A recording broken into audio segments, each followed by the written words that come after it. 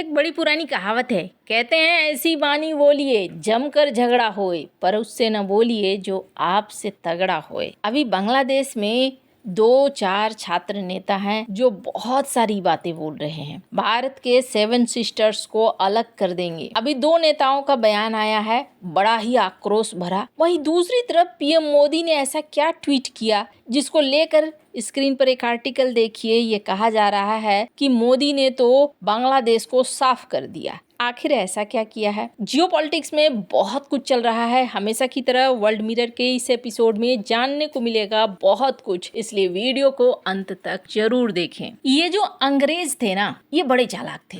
भारत सोने की चिड़िया था, भारत भविष्य में आगे बढ़ सकता था और आगे बढ़कर बहुत सारी चीजें हासिल कर सकता था। ये बात ब्रिटेन बहुत अच्छे से जानता था। इतना सारा धन दौलत, इतना सारा खजाना ये लेकर गए थे। इनके अंदर एक टीस थी और ये चाहते थे कि कभी इतना बड़ा देश फिर से खड़ा ना हो सके। इसलिए कुछ ऐसा करो कि ये लड़ते रहें, मरते रहें, कटते रहें, कभी एक न हो सके। और फिर किया गया बड़ा सोचा समझा बंटवारा। एक ऐसा बंटवारा जिस बंटवारे में अशांति तो लिखी हुई थी। जिस समय ये साइन हुआ बंटवारा, उस समय से अशांति लिखी हुई थी। एक तरफ बना पश्चिमी पाकिस्तान तो दूसरी तरफ बना पूर्वी पाकिस्तान। इसके अलावे जो छोटे छोटे राज्य थे उनको कर दिया गया कि आपकी मर्जी, आप जिधर जाओ उधर जाओ। मतलब इसका अर्थ हो गया कि आप बुला रहे हो कि आओ जी, तबाही अब शुरू हो यहाँ पर। और ये जो पॉलिसी है ना, ये पॉलिसी ऐसा नहीं है कि ये अंग्रेज आज नहीं लगाते। स्क्रीन पे एक वीडियो है, इस वीडियो को सुनिए। अफ्रीका के ये लीडर हैं, इन्होंने एक बहुत अच्छा स्पीच दिया था। Terroristes, ils sont renforcés par beaucoup de combattants étrangers qui viennent d'ailleurs, qui ne sont pas en fait, quand je prends le cas de Burkina, il y a beaucoup de criminels qui sont au Burkina mais qui ne sont pas burkinabés. Il y a aussi des formateurs qui viennent de beaucoup de pays pour les apprendre beaucoup de techniques. Mais quel est leur intérêt? Mais ce n'est pas du terrorisme en fait, c'est de l'impérialisme. L'objectif pour eux, c'est de nous maintenir dans une guerre permanente, qu'on ne puisse pas se développer et continuer à piller nos richesses.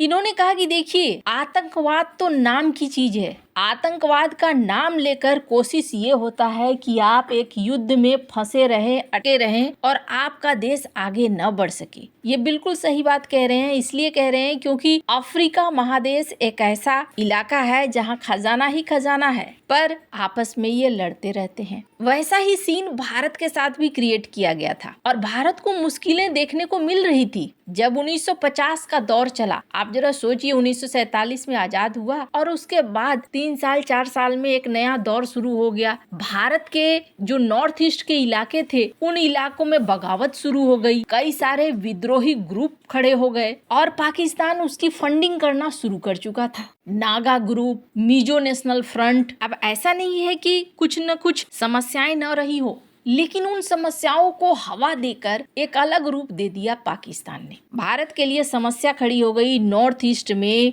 विद्रोह कुछ ज्यादा हो गया और ऐसे अलगाववादी group बहुत ज्यादा एक्टिव होने लगे। और 1971 का समय आया। भारत ने कम दिन तक बर्दाश्त नहीं किया इन चीजों को। 1956 से लेकर 1971 तक बर्दाश्त किया भारत ने। इन छोटे बड़े ग्रुप्स वगैरह जो हैं, इनको हैंडल करने की कोशिश की। फिर आया 1971 का दौर, एक ऐसा दौर जहां पर पूर्वी पाकिस्तान के लोगों के ऊपर अत्याचार होने लगा और वहां के लोग उठ खड़े हुए। जैसे आज बलूचिस्तान के लोग उठ खड़े हुए हैं, सिंध के लोग उठ खड़े हुए हैं। भारत से सपोर्ट मांगी, भारत ने सपोर्ट दे दिया। इसमें ऐसा नहीं है कि सिर्फ बांग्लादेश का फायदा था, भारत का भी फायदा था। भारत ने ये सोचा कि एक ऐसा पड़ोसी हमारे साथ रहेगा जो भविष्य में हमारे लिए समस्या खड़ी नहीं करेगा। यहाँ पूर्वी पाकिस्तान का इलाका है, पाकिस्तान यहाँ पर अपने लोगों को, आईएसआई को सक्रिय करके हमें परेशान करता है, लेकिन एक बार को बांग्लादेश आजाद हो जाता है तो बांग्लादेश के लोग ऐसा नहीं करेंगे। और बांग्लादेश को 1971 में साथ, अगर इसे दूसरे तरीके से देखें ना, तो नॉर्थ ईस्ट वो कारण था जिसकी वजह से बांग्लादेश को साथ दिया गया बांग्लादेश बनने में। नॉर्थ ईस्ट भारत के लिए इतना ज्यादा मायने करता है। इतिहास की अगर मैं कुछ और कहानियां सुनाऊंगी ना, तो नॉर्थ ईस्ट के लिए तो भारत ने अपनी ही जमीन पर एयर स्ट्राइक कर दी थी। अब ये कहानी मैं आपको क्यों सुना रही हूँ, इसके पीछे एक बड़ा कारण है।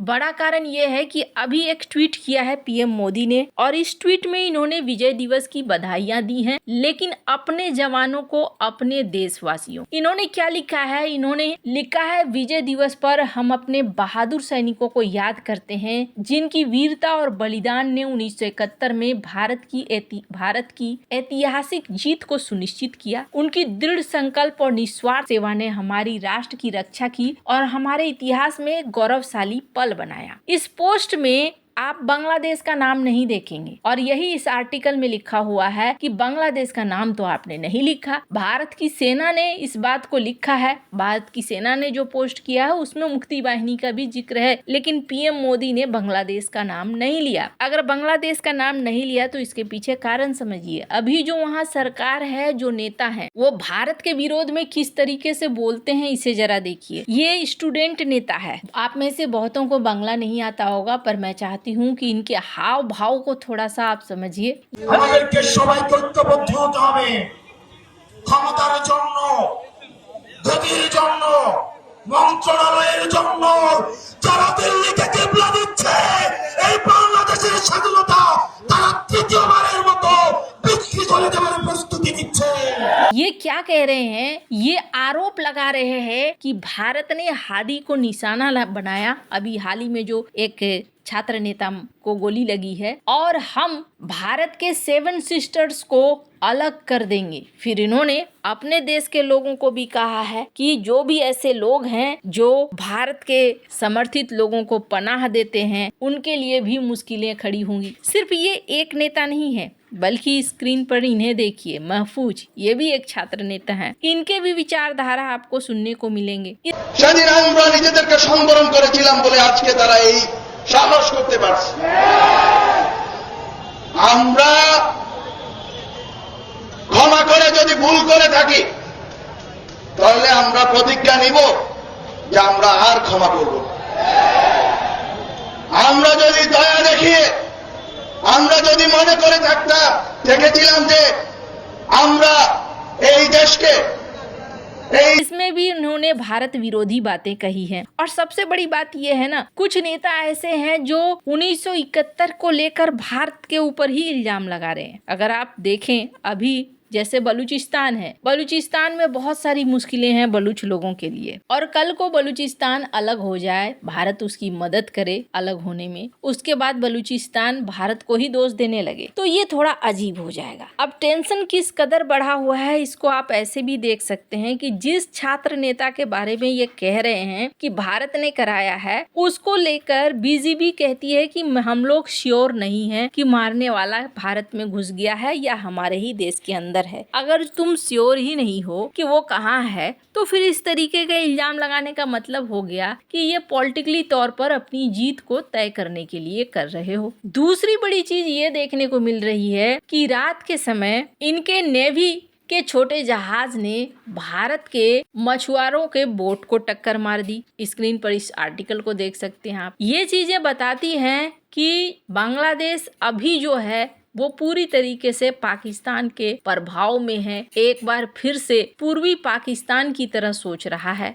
नॉर्थ ईस्ट एक ऐसा इलाका है जिसको लेकर भारत बहुत ही ज्यादा अलर्ट रहा है, सजग रहा है, भूतकाल में भी, वर्तमान में भी और आगे भी रहेगा। ऐसे में ये सारी गलतियां सिर्फ दोनों देशों के रिश्तों को खराब करेंगी और अर्थव्यवस्था को खराब करेंगी। आपको क्या लगता है इन सब मामले में? आपकी क्या राय है? कमेंट कर जरूर बताएं। जल्द मिलते हैं अगले वीडियो में नई खबर के साथ।